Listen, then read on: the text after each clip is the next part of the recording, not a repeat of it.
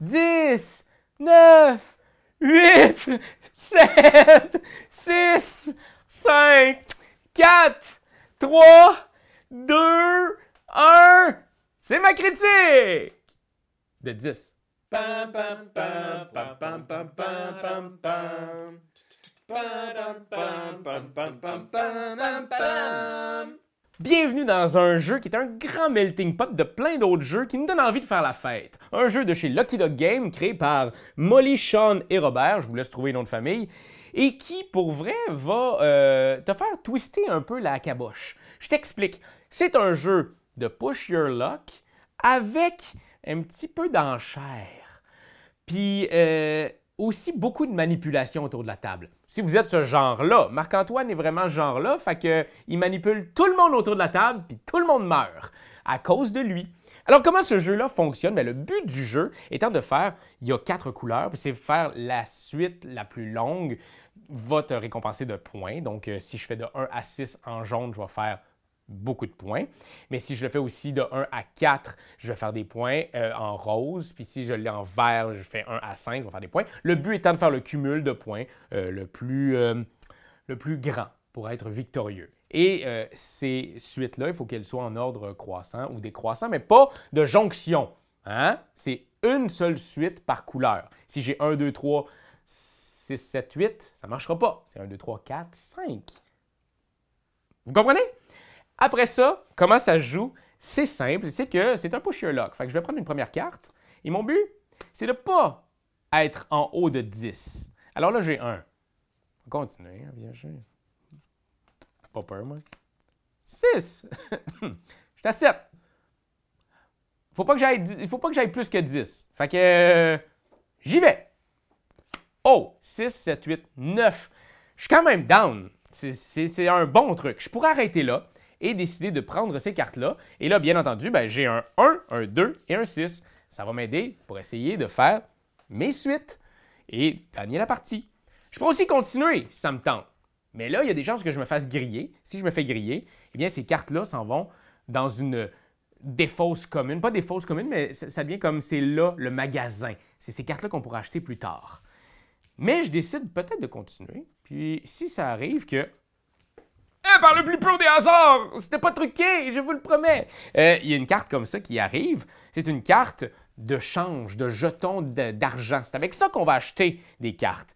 Donc, l'affaire dans tout ça, c'est qu'elle va me retrancher ce nombre-là de mon total. Donc, présentement, j'avais 9. J'en enlève 4, je suis rendu à 5. Donc, j'ai 5 présentement. Je continue. 3. Donc, 5 moins 3, je suis à 2 présentement, mais je suis à 7 ici. Si ça ici, ça monte en haut de 10, je suis grillé aussi. Je décide d'arrêter parce que j'ai peur. Alors, je peux choisir de garder ces cartes-là et d'aller dans le marché ou je peux décider de garder ceux-là puis de faire, je ne les garde pas, je fais l'argent pour pouvoir acheter des cartes. Mais admettons, j'ai beaucoup d'argent, j'ai plenty of cash parce que je suis un homme riche. Riche dans le cœur et dans le portefeuille. Alors, je veux garder ces cartes-là. À ce moment-là, s'il y avait des cartes dans le marché, je pourrais les acheter et je les achète au coût indiqué sur la carte. Quand même bien fait. Fait que je paye 3 et maintenant, j'ai en plus du 6, j'ai un 3 rouge. Mes suites vont bon train. L'autre chose qui peut se passer, c'est si je trouve une carte comme ça, qui est une carte multicolore, eh bien, cette carte-là, on arrête tout de suite et c'est une enchère. C'est le moment de l'enchère, c'est pas un moment de auction. Fait que, c'est ça, c'est enchère en français. On va choisir combien on veut en mettre pour avoir cette carte-là. Cette carte-là, c'est un 6, mais de n'importe quelle couleur. C'est nous qui allons la choisir dans quelle couleur elle va aller à la fin de la partie. Fait que moi, je décide d'en mettre 3, puis on fait l'enchère, puis la personne qui aura mis le plus d'argent va remporter cette carte-là. Fait que c'est un push your luck avec des moments d'enchère, avec des achats pour pouvoir te créer la plus belle main en fin de game, le plus beau point de victoire, le beau pointage. Tu sais tout comment jouer. C'est plus compliqué que ça en a l'air, hein? Et c'est peut-être là ma première critique, c'est que ce jeu-là, il rentre plein d'affaires en dedans, un dans l'autre. C'est de la belle grosse mécanique bien juteuse. Par contre, c'est peut-être complexe au début. Parce que ça a l'air tellement simple, ça a tellement l'air d'un petit jeu d'apéro relax que si habituellement, t'es bon avec 2 règles, puis on va s'amuser avec un jeu à la Tucano ou Sushi Party, Party Go, Sushi Party Go, Go Party, Sushi Go, Sushi Go.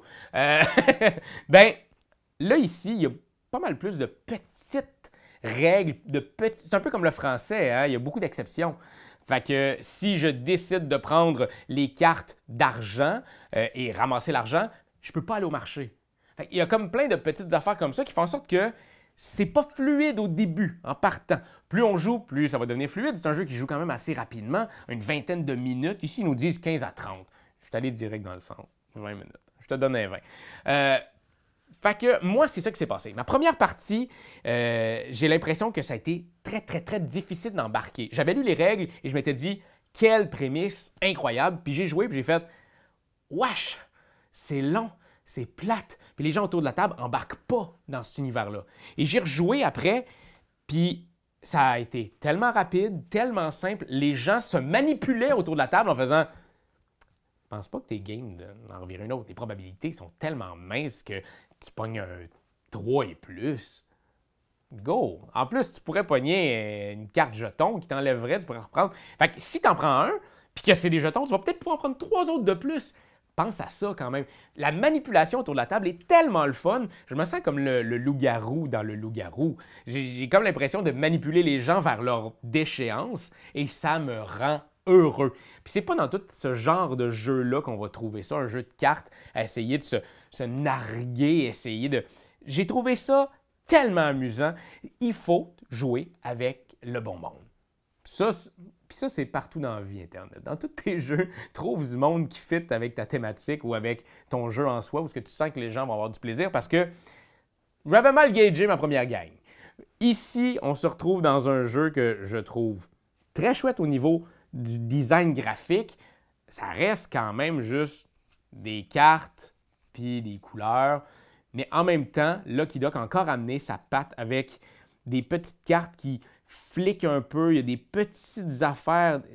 Pour les gens qui trippent sur les détails, c'est vraiment plein de micro-détails. Anne-Cat va capoter en regardant ça. Il n'y a peut-être pas des petits animaux cachés, mais il y a des, des petits cubes qui... En tout cas, vous ne le voyez pas là, mais dans les ralentis, là, allez voir à quel point c'est nickel. J'ai beaucoup aimé ce jeu-là. Je vous le recommande chaudement, chers amis, parce que si vous êtes des tripeux de ce genre-là, un genre d'enchère ou de push your luck, j'aime pas les jeux d'enchère à la base. Spoiler alert, j'haïs ça. Puis là, ici, j'ai eu énormément de plaisir. Peut-être justement parce que le push your luck et la manipulation autour de la table faisaient en sorte que j'avais quelque chose de plus et qui me donnait envie. Puis à la fin, le comptage de points est plus simple que ce que je vous ai expliqué en début de partie. Je veux dire, c'est difficile quand on n'a pas d'exemple. Quand tu joues ta game, puis à la fin, tu regardes ton scoring, tu fais « OK, c'est plus simple que ce que Raph a dit en début de sa critique. » Voilà, c'est ma critique de 10. J'espère que ça vous a donné l'eau à la bouche, que ça vous a donné envie de festoyer, de jouer, mais de jamais dépasser 10 consommations par jour. Parce que ça, c'est le médecin qui dit que ça peut te tuer. Dépasse pas ça. C'est toi de trouver l'épisode de jour du Popoche? Sonne la cloche! Sonne la cloche! On parle de jeu, like-nous, commande, suis-nous, ouais! Sonne la cloche! Sonne la cloche! Partage à tes amis, partage à ta mamie, ouais! Sonne la cloche! Sonne la cloche! Commente en ouais, fais le mon titi! Sonne la cloche! Sonne la cloche! Sonne la cloche comme quand Jésus a sonné à la porte pour aller souper chez Zachée.